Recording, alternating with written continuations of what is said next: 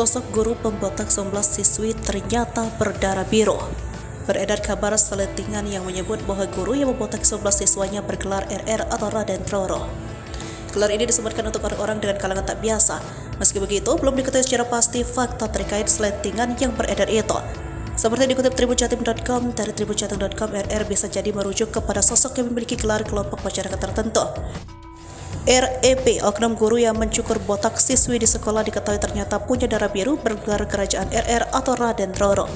Hingga saat ini dari Tribun Jatim masih berurusan mengklarifikasi fakta terkait hal tersebut. Dalam proses mediasi pada Kamis 24 Agustus 2023, sebanyak 10 orang tua siswi yang hadir dari semua orang siswi yang menjadi korban pembotakan yang diundang ke sekolah. UN kemudian menyampaikan permintaan maaf atas tindakannya dan memberi penjelasan kepada orang tua siswi yang hadir terkait tindakannya.